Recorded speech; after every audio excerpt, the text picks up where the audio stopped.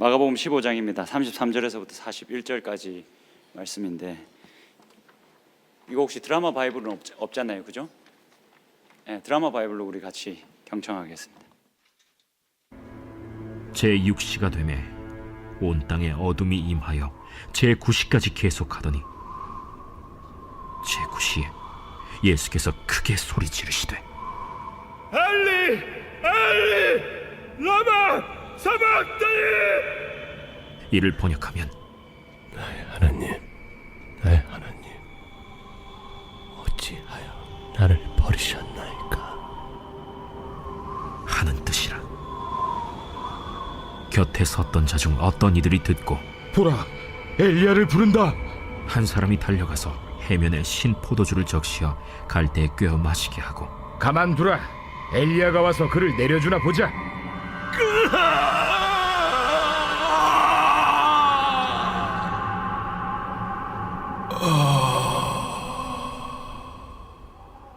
예수께서 큰 소리를 지르시고 숨지시니라. 이에 성소 휘장이 위로부터 아래까지 찢어져 둘이 되니라.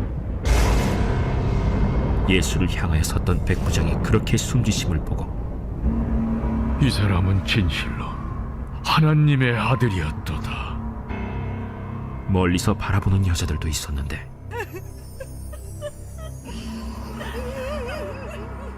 그 중에 막달라 마리아와 또 작은 야고보와 요새의 어머니 마리아와 또 살로메가 있었으니 이들은 예수께서 갈릴리에 계실 때에 따르며 섬기던 자들이요 또 이외에 예수와 함께 예루살렘에 올라온 여자들도 많이 있었더라.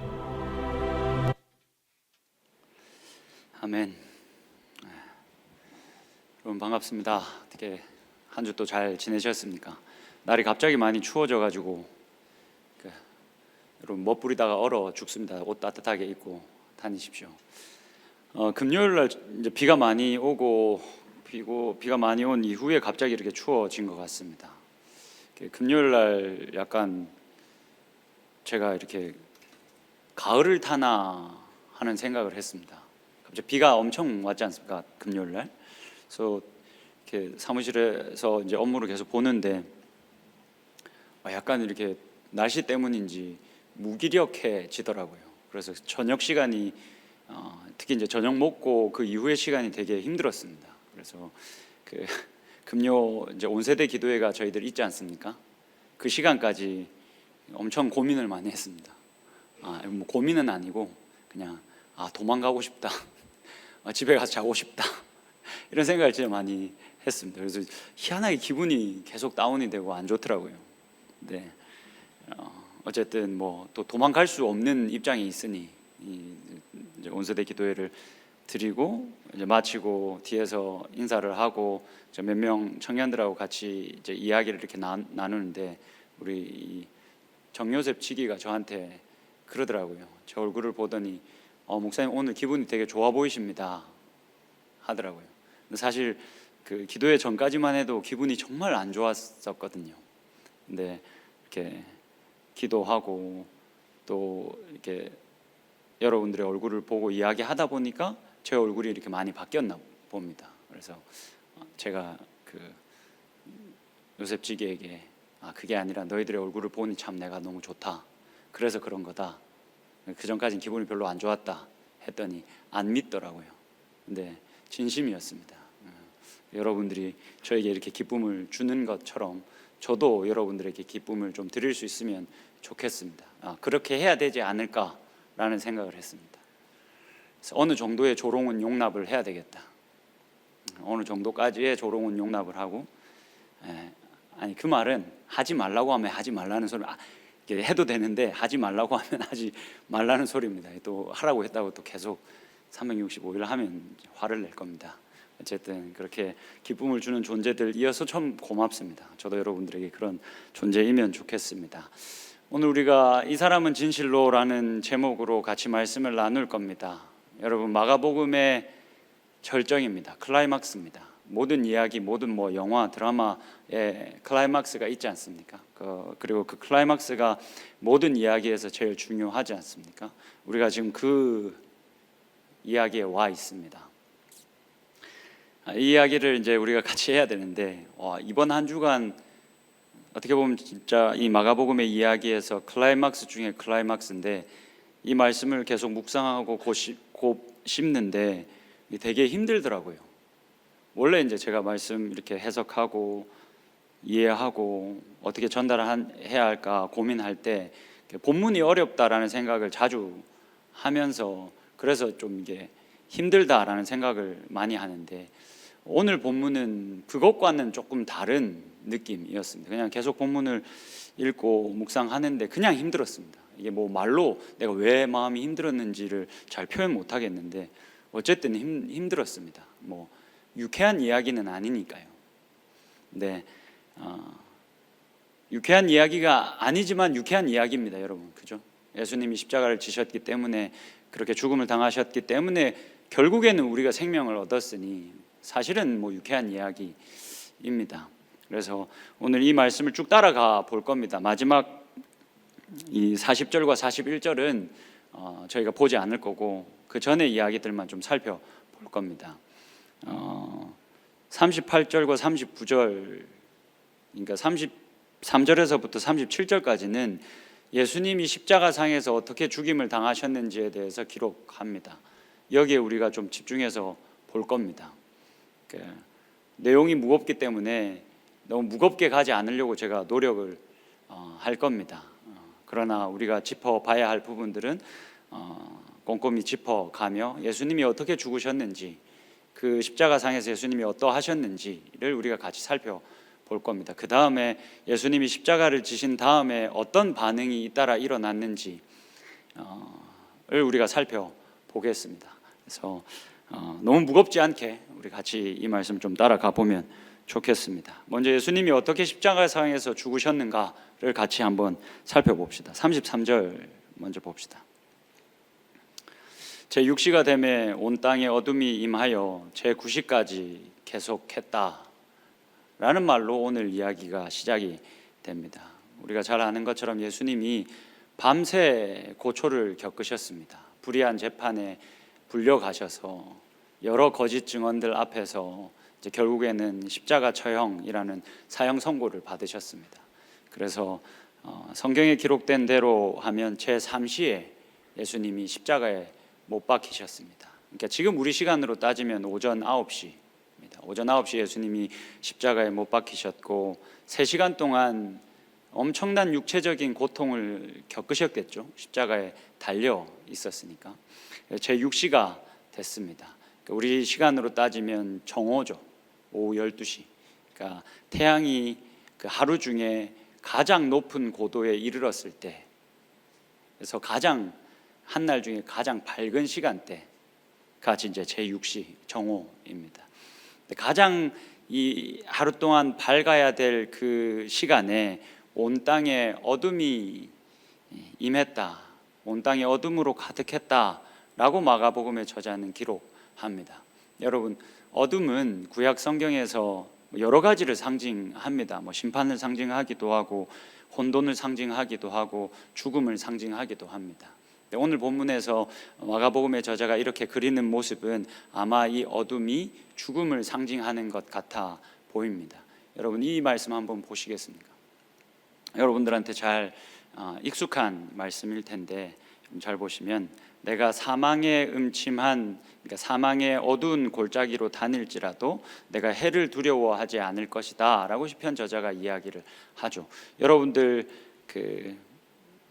아마 되게 좋은 성경을 들고 있으면 이 사망의 음침한 골짜기라는 이 단어를 각주로 빼서 깊은 어둠이다, 깊은 어둠으로 번역할 수 있다라고 여러분들의 성경이 알려줄 겁니다. 근데 여러분 성경을 펴서 봤을 때 그런 각주가 없으면 내가 조금 더 돈을 써서 좋은 성경을 봐야 되겠다라고 생각을 하시면 됩니다. 조금 괜찮은 성경들은 이걸 각주로 빼가지고 깊은 어둠으로도 번역이 가능하다라고 되어져 있습니다. 유대인들의 어떤 이런 생각들을 잘 표현해 주고 있는 거죠. 이 사람들은 죽음을 어둠으로 이렇게 상징화해서 자주 이야기하곤 했습니다. 그래서 예수님이 지금 정오에 십자가에 달린 채 정오에 이르렀을 때 온 땅에 어둠이 가득했다 라는 걸 유대인의 문화를 살려내서 읽으면 그렇게 사망의 어두운 그림자가 온 땅을 덮었다. 예수님이 그 사망과 그 죽음과 치열하게 제6시부터 제9시까지, 물론 이 어둠이 언제 거쳤는지에 대해서 기록하고 있지 않지만 최소한 3시간 동안은 이 어둠이 지속되어졌던 것으로 보이는데, 이 사망의 어두운 그림자와 예수님이 3시간, 최소한 3시간가량은 사투하셨다라는 것을 우리가 알 수가 있습니다. 예수님이 이 시간을 제일 두려워하셨습니다. 그래서 여러분 기억하십니까? 14장에 보면 예수님이 제자들을 이끌고 겟세마네 동산으로 가죠. 거기서 예수님이 피가 땀같이 땀이 기억이 잘 안 나네. 땀이 피같이 흐른 겁니까? 아니면 피가 땀같이 흐른 겁니까? 땀이 피가 흐르면 안 되죠. 기도하는데 땀이 피같이 흐를 정도로 열심히 기도하시면서 헷갈릴 수 있지 않습니까? 흐르면서 예수님이 뭐라고 이렇게 막 고통스러워하시며 내뱉으셨습니까? 내가 심히 고민되어 죽게 되었다. 예수님은 이미 이 자신이 사망의 어두운 그림자와 싸워야 한다라는 것을 너무나도 잘 알고 있었습니다. 그래서 자신의 아버지와 일시적으로 단절이 되는 그 일이 자신에게 있어야 한다는 것을 너무나도 잘 알고 있으셨습니다. 그래서 그게 너무너무 두려워서 내가 심히 고민하다가 죽을 것 같으니 날 위해서 좀 기도해 줘 라고 제자들에게 부탁하셨습니다. 물론 그 부탁을 들을 때 제자들은 졸고 자고 있었죠. 예수님이 3번이나 가서 하나님께 기도하다가 결국 하나님의 확고한 뜻을 발견하고 이제 돌아서시죠.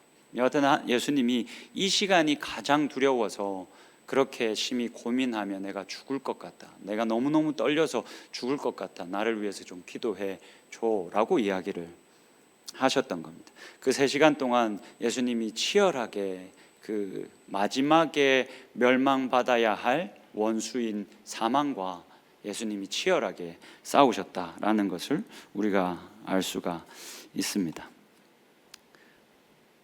이어서 다음 구절을 한번 보겠습니다. 그래서 예수님이 이렇게 외치셨습니다. 제9시에 3시간이 흐른 후에 오후 3시입니다.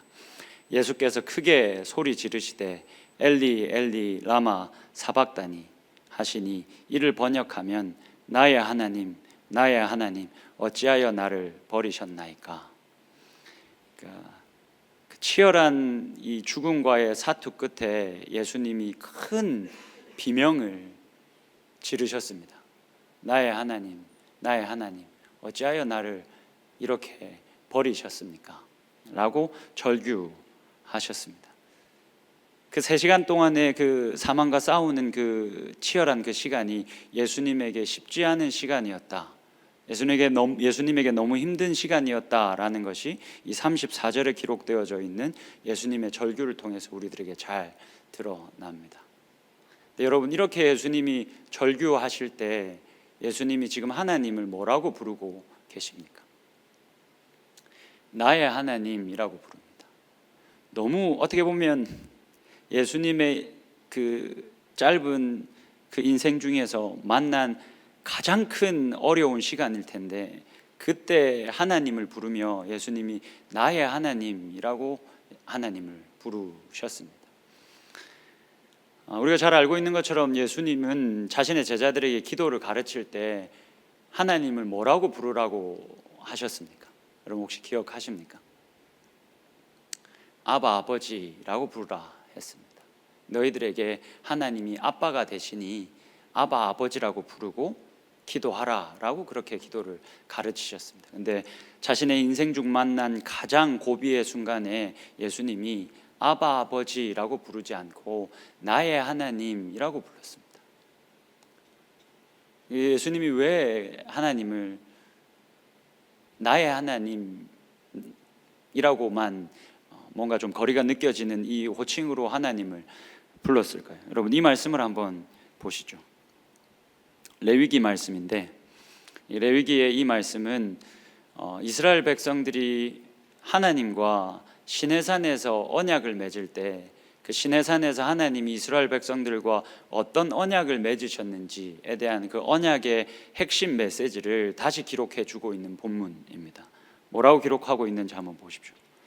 나는 너희 중에 행하여 너희의 하나님이 되고 너희는 내 백성이 될 것이다. 하나님이 이스라엘 백성들을 애굽에서부터 건져내시고 가나안 땅으로 들어가기 전에 시내산에서 먼저 그들을 부르셔서 이 이스라엘 백성들과 약속을 하셨습니다. 앞으로 나는 너희의 하나님이 되고 너희는 내 백성이 될 것이다. 하나님이 이 약속을 지키시기 위해서 여러분 우리가 잘 아는 것처럼 이 약속한 이후로 이스라엘 백성들이 본격적으로 광야의 길을 가는데 가나안 입성 전까지 그리고 가나안 입성 후에도 이스라엘 백성들은 변함없이 이 약속을 계속 깨뜨렸습니다. 하나님이 그 약속의 징표로 주신 그 율법을 너무너무 자주 어겼고 그렇게 하나님을 배신하고 하나님께 뒤돌아섰습니다.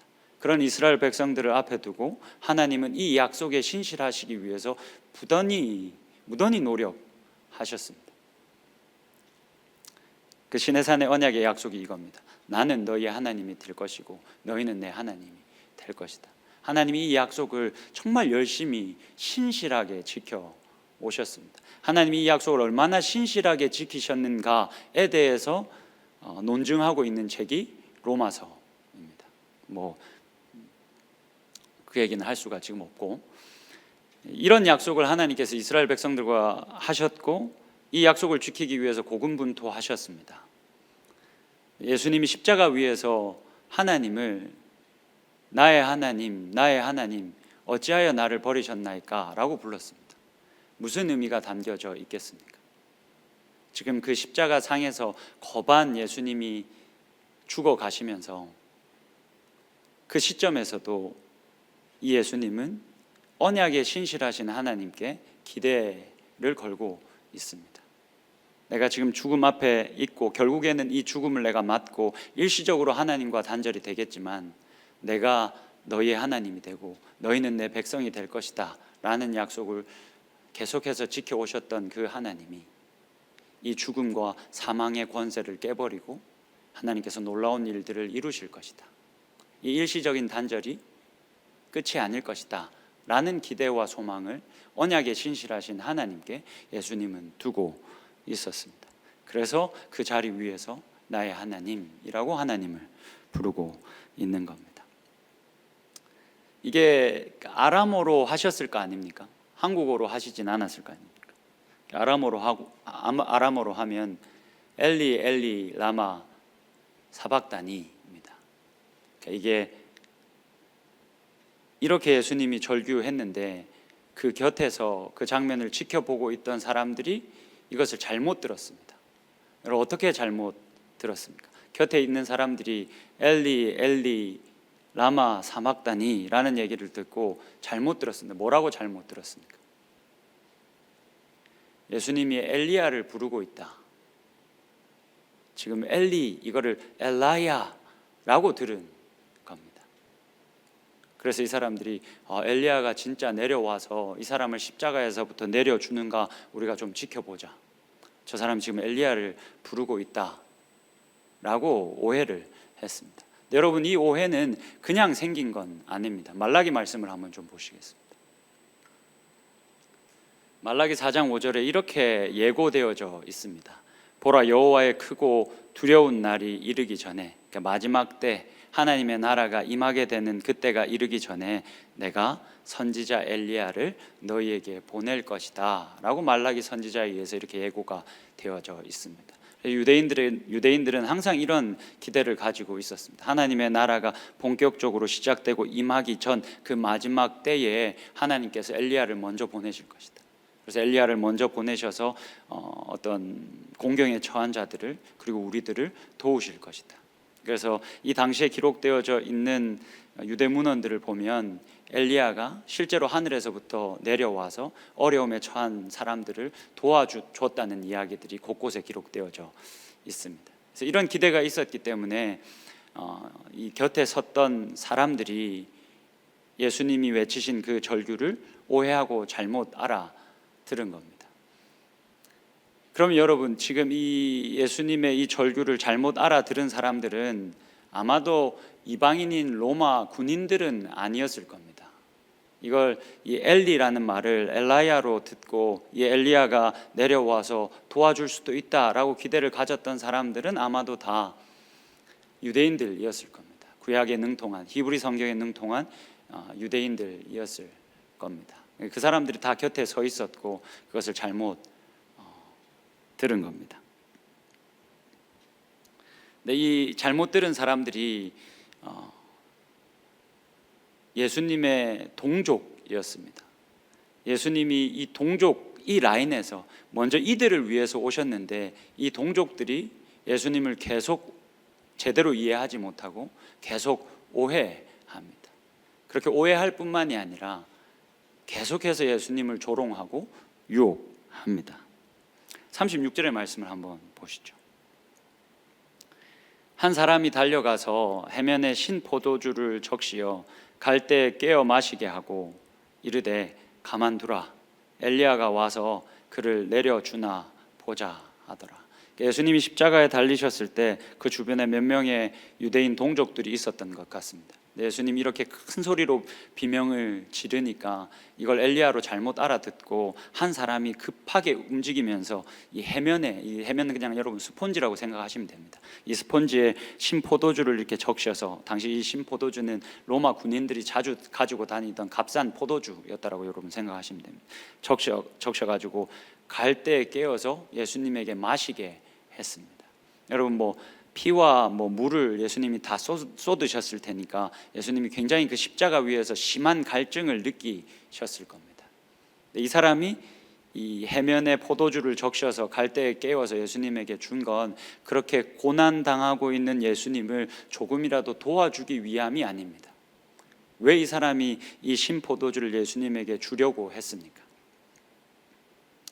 가만히 있어봐라, 이 사람 죽게 내버려 두지 말고 조금 더 살게 해서 진짜 엘리야가 와서 십자가에서 이 사람 내려주는지 한번 보자.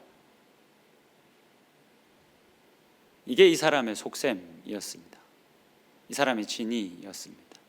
계속해서 더 시간을 벌어서 예수님을 조롱하고 싶고, 조롱할 뿐만이 아니라 예수님을 유혹하고 있는 거죠. 십자가에서 진짜 내려올 수 있는 사람인지, 십자가에 진짜 내려올 수 있는 사람인지. 유대인들이 계속해서 예수님이 십자가에 달리셨을 때 이 유혹을 그치지 않고 계속했습니다. 여러분, 우리가 저번주에 살펴봤듯이 예수님이 십자가에 달리셨을 때 보통 로마에서 십자가를 세울 때는 사람들이 많이 다니는 지역에 십자가를 세웠습니다. 그래서 그것을 지나가는 사람들이 많이 볼 수 있게끔 했습니다. 지난주에 우리가 살펴봤던 것처럼 그 십자가를 지나가던 많은 이들이 지나가면서 뭐라고 궁시렁거렸습니까?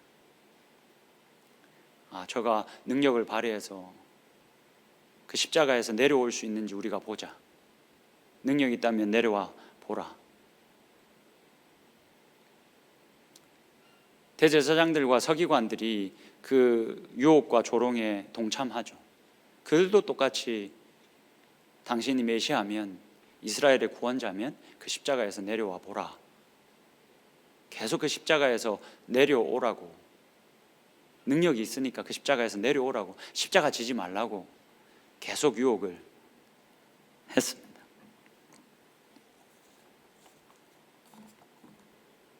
예수님이 십자가에 달리셨을 때 이 사망의 그 어두운 그림자와 치열하게 싸우셨을 뿐만이 아니라 동족으로부터 오는 조롱과 유혹을 계속 맞대어 싸우셔야 했습니다.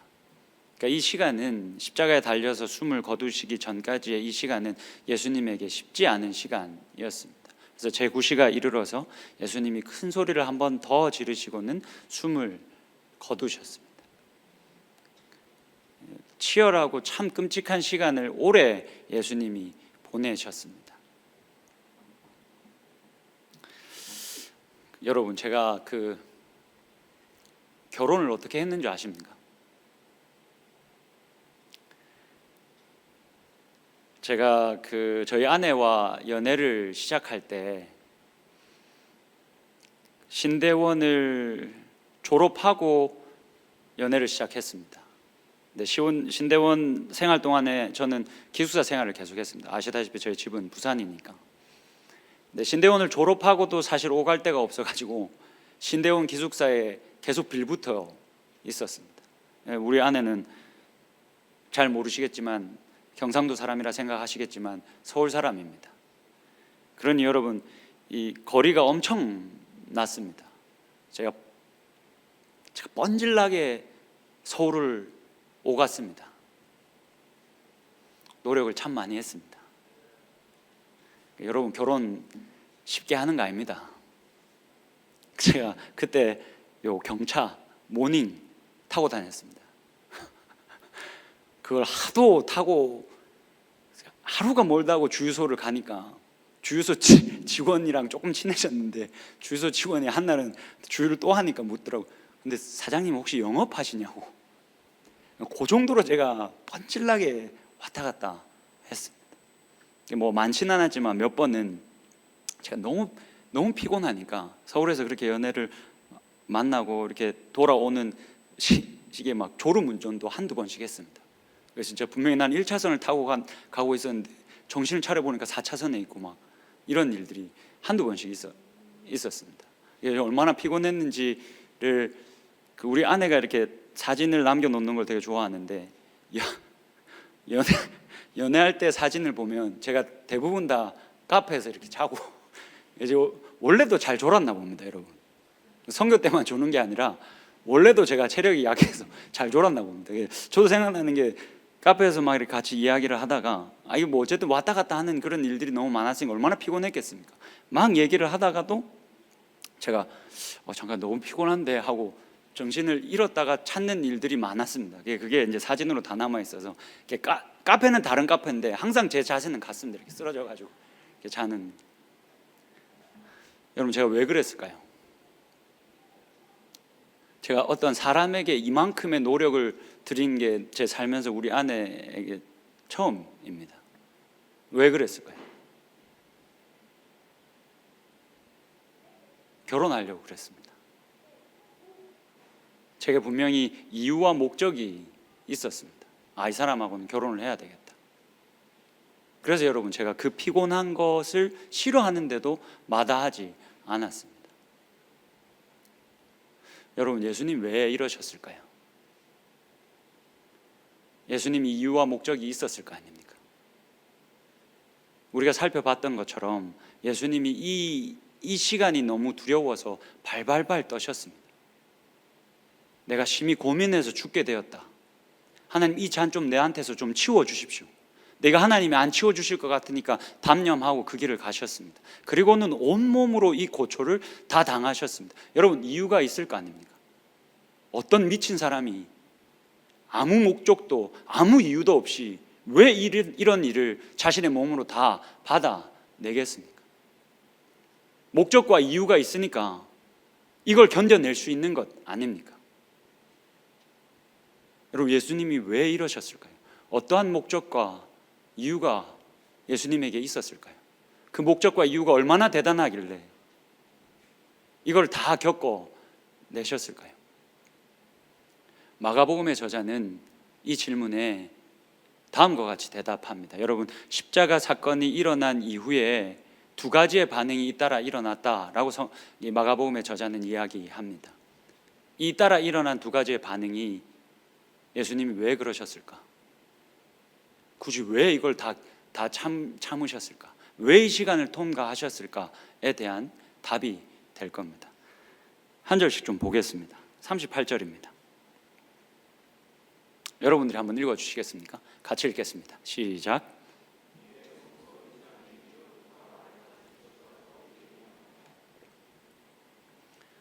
예수님이 크게 소리 지르시고 숨을 거두신 다음에 바로 이어서 어떤 일이 일어났냐면 성소 휘장이 위로부터 아래까지 찢어졌습니다. 여러분, 잘 아시겠지만 성소에는 휘장이 두 개가 있었습니다. 성소 안에 지성소와 성소가 있으니까 이 지성소는 우리가 알고 있는 것처럼 가장 거룩한 공간입니다. 그래서 이 공간에는 이 공간은 1년에 딱 한 번만 열립니다. 대제사장에게만 허락되죠. 그래서 이 지성소와 성소를 구분하기 위해서 휘장을 쳐 놓았습니다. 그리고 성소와 바깥을 구분하기 위해서, 그리고 바깥에서부터 불어오는 바람이나 뭐 여러 가지 이런 것들로부터 성소를 보호하기 위해서 성소 바로 앞에도 휘장이 쳐져 있었습니다. 근데 여기서 말하고 있는 지금 이 38절의 휘장은 지성소와 성소를 나누고 있던 그 휘장을 의미합니다. 여러분, 이 말씀을 한번 출애굽기 25장의 말씀을 한번 보시겠습니다. 출애굽기 25장 22절입니다. 거기서 내가 너와 만나고 속죄소 위 곧 증거계 위에, 여러분 속죄소 혹은 증거계라고 부르는 이것이 어디에 들어가 있습니까? 지성소에 들어가 있습니다. 지성소 안에 이 증거계가 있습니다. 그 위에 이 속죄소 위에는 이 천사의 두 그룹은 우리가 아는 그 그룹이 아닙니다. 이 천사를 의미합니다. 이 두 그룹 사이에서 내가 이스라엘 자손을 위하여 내게 명령할 모든 일을 내게 이르겠다. 여러분, 이 지성소 안에 있는 속죄소, 이 속죄소 위에 있는 이 천사들 날개, 이 두 그룹 사이에서 내가 너희들을 만날 것이다. 내가 여기에서 내가 너희들에게 이를 모든 이야기들을 다 이루겠다라고 하나님이 약속하셨습니다. 그래서 여러분, 지성소에는 하나님의 임재의 약속이 거해 있었습니다. 하나님이 원래 에덴을 만드셨을 때는 하나님의 임재가 온 땅에 충만했습니다. 아담과 하와가 죄를 지은 이후에 하나님의 임재가 축소되었습니다. 어디로 한정이 되었습니까? 지성소 안으로 하나님의 임재가 한정되었습니다. 그렇게 하나님의 임재가 제한되어져 있었던 거죠. 예수님이 죽으셨을 때 어떤 일이 일어났다라고 말합니까? 지성소와 성소를 가리고 있던, 그래서 성소와 지성소를 구분하고 있던 이 휘장이 아래에서부터 위로 찢어진 것이 아니라 위에서부터 아래로 찢어졌다라고 이야기합니다. 위로부터 아래로 찢어졌다라는 말은 무슨 말입니까? 하나님이 찢어버렸다라는 말이죠. 이게 무슨 일이 일어난 겁니까? 하나님이 이렇게 말씀하시는 겁니다. 나 이제 참지 않는다. 나 이제 안 참는다. 나 이제 나간다. 예수님이 십자가를 지셨기 때문에, 그 고초를 다 당하셨기 때문에 하나님의 이 땅에서의 임재와 통치가 회복되어졌습니다. 예수님이 십자가의 그 고난을 다 참으신 이유는 마가복음의 저자가 이렇게 답하는 겁니다. 예수님이 이것을 다 참아내신 이유는 하나님의 임재와 하나님의 이 땅에서의 온전한 임재와 하나님의 통치가 다시 회복되게 하려고 예수님이 이 고난을 다 당하셨다, 이 고초를 다 당하셨다라고 이야기를 하고 있는 겁니다. 그 다음 절에 말씀을 한번 보겠습니다. 39절입니다. 예수를 향하여 섰던 백부장이 그렇게 숨지심을 보고 이르되 이 사람은 진실로 하나님의 아들이었도다 하더라. 여러분, 이게 두 번째 일어난 반응입니다. 근데 여러분, 이 개역개정으로 봐서는 지금 마가복음의 저자가 무슨 말을 하고 싶어 하는지가 사실은 잘 알 수가 없습니다. 그래서 제가 다른 번역본의 성경들을 가져왔습니다. 여러분, 한번 그 개역개정의 성경과 이 다른 번역본의 성경들을 한번 비교해서 봐 보십시오. 지금 마가복음의 저자가 뭐라고 말하고 있는 것 같습니까?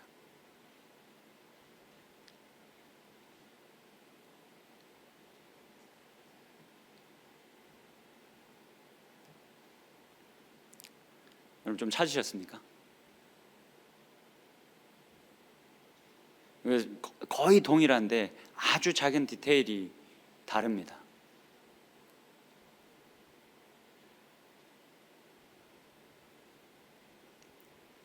언제까지 볼 겁니까? 그렇죠. 예, 다 발견하셨죠. 지금 백부장이, 여러분 이게 지금 엄청난 일입니다. 적어도 마가복음에서는 이게 엄청난 일입니다. 왜 그렇습니까? 마가복음에서 지금 예수님의 정체성을 계속 숨겨왔습니다. 어떻게 숨겨왔습니까? 예수님을 가까이서 본 제자들은 예수님의 정체성을 계속 잘못 짚습니다. 예수님을 전혀 이해하지 못합니다. 근데 막 악한 영들이 때로는 예수님의 정체성을 밝힙니다. 당신은 하나님의 아들 아닙니까? 그럴 때마다 예수님이 마가복음 안에서는 어떻게 하십니까? 조용해라. 그러면서 이 마가복음의 저자는 이 예수님의 올바른 정체성을 계속 숨겨오다가 지금 이 자리에서 드디어 밝혀내고 있는 겁니다. 사실은 굉장히 글을 잘 쓰는 겁니다. 굉장히 글을 재밌게 쓰고 있는 겁니다. 이 예수님의 정체성을 계속 감춰오다가 지금 이 자리에서 이 백부장이라는 이 로마 사람에 의해서 마가복음의 저자가 예수님의 정체성을 이제야 제대로 밝혀줍니다. 근데 여러분 잘 한번 보십시오. 이 예수님의 정체성을 올바르게 이해하고 있는 사람이 지금 어디에 서 있습니까? 예수님의 십자가 죽음을 마주 보고 있는, 정면으로 제대로 보고 있었던 그 사람이, 그러니까 누구보다도 정확히 예수님이 어떻게, 얼마나 힘없이, 얼마나 아프게, 얼마나 고통스럽게 죽으셨는지를 정면에서 똑똑히 지켜본 사람이 당신이 하나님의 아들입니다 라고 고백했다 라고 마가복음의 저자는 지금 우리들에게 이야기하고 있는 겁니다. 그러니 지금 세 번역에서 이야기하고 있는 예수를 마주보고 서 있었던 이 백부장이 이렇게 고백했다라는 이 번역이 빠지면 안 됩니다. 여러분, 이 백부장은 오롯이 예수님의 죽음을 보았습니다. 누구보다도 정확히 그 정면에서 예수님의 죽음을 다 보았습니다. 그리고는 이분이 진짜 하나님의 아들이었다 라고 그제서야 고백을 했습니다.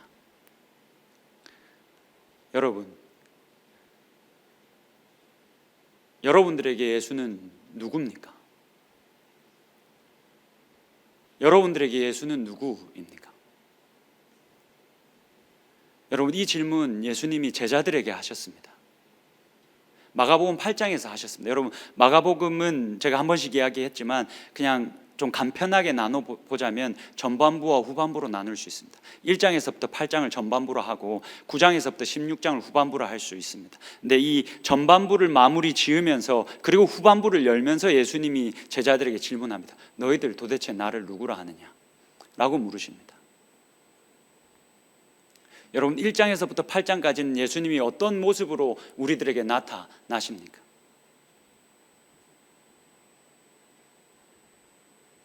미라클 워커, 프라미스 키퍼 이렇게 나타나지 않습니까? 여러분들이 날 조롱하는 것처럼 미라클 워커 이렇게 나타나지 않습니까? 예수님이. 이래서 1장에서부터 8장까지 예수님이 계속 기적 행하지 않습니까? 그리고는 그 끝에서 예수님이 제자들에게 물으십니다. 너희들 도대체 나를 누구라 하느냐?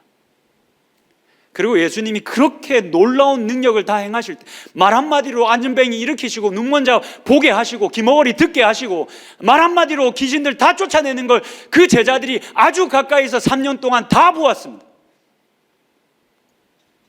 그걸 아주 가까이서 본 사람들, 지금 그 십자가 밑에 남아있는 사람이 아무도 없었습니다.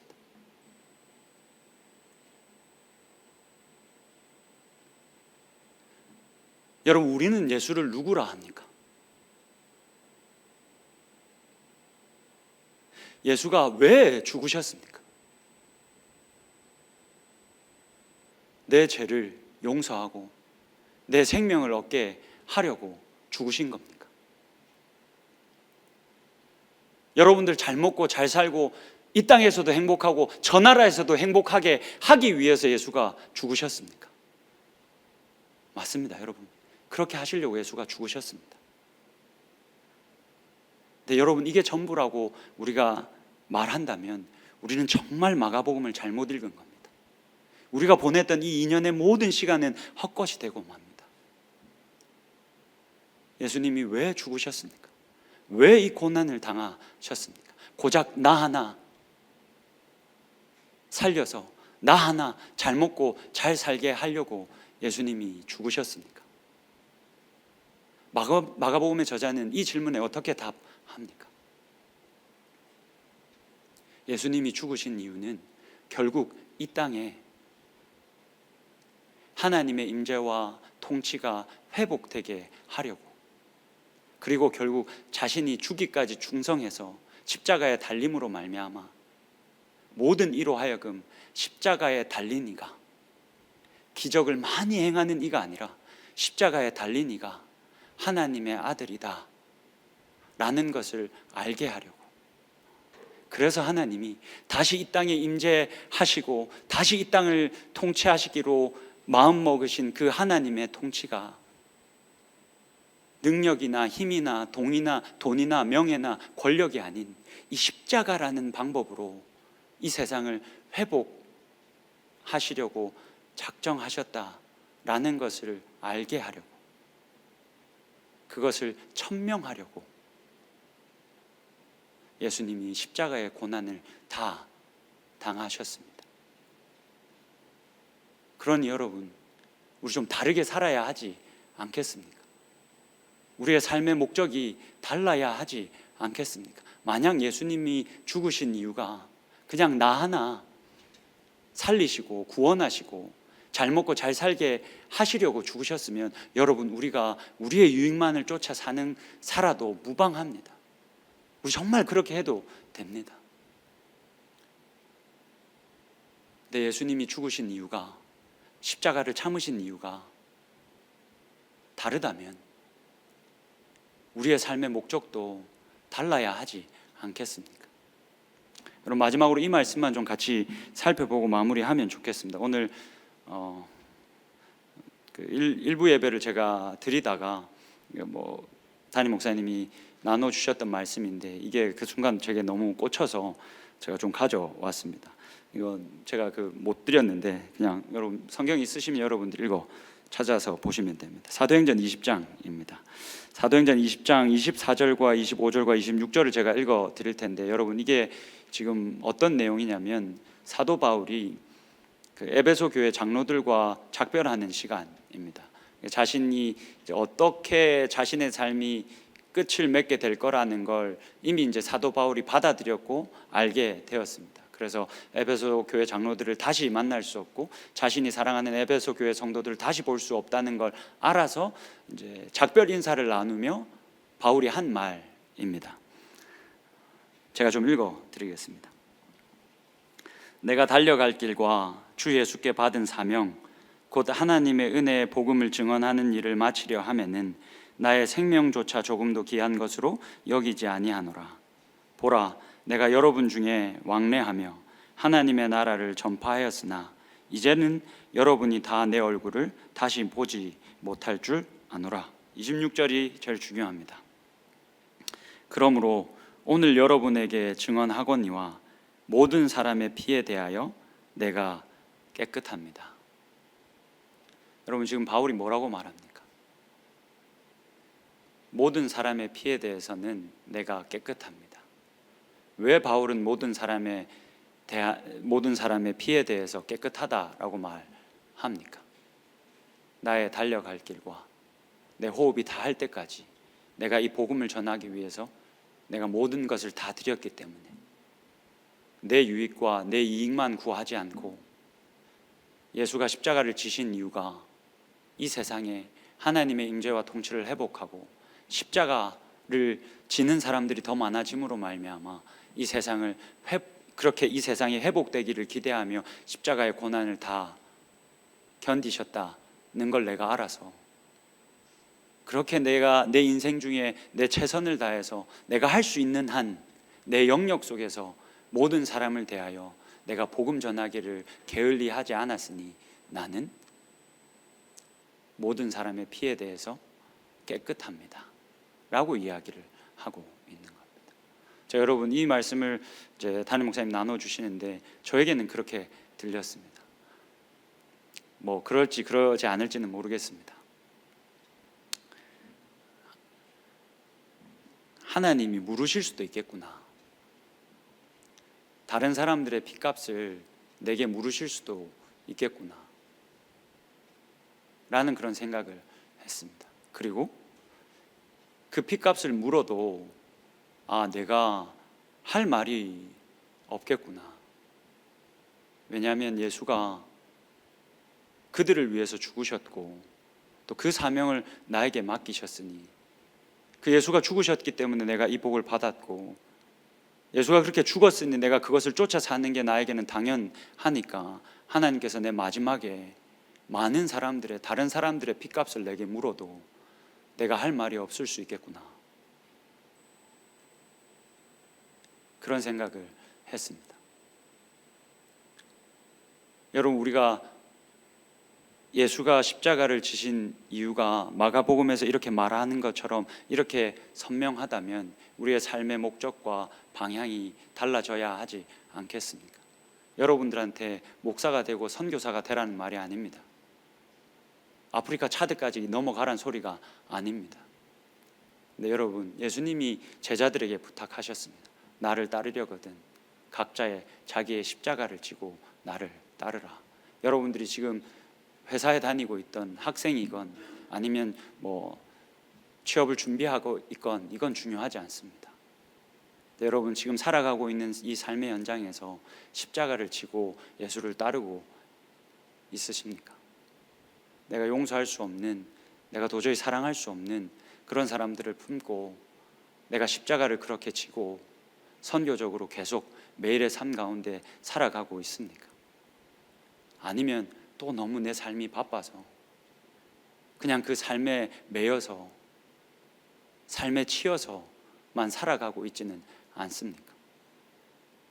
우리가 오늘 이 말씀을 기억하고 예수를 우리가 따르되 완벽할 수는 없겠지만 우리에게 부여된 십자가를 내가 찾아서 지고 그렇게 예수를 따라 살아갈 수 있는, 그렇게 선교적인 삶을 멈추지 않고, 잠깐 잊고 살았다 하더라도 다시 일깨워서 사랑하고 용서하고 그렇게 사람들을 회복시키는 이 일을, 이 십자가 짐을 내팽개쳐 버리지 않고 살아갈 수 있는 저와 여러분이 되면 좋겠습니다.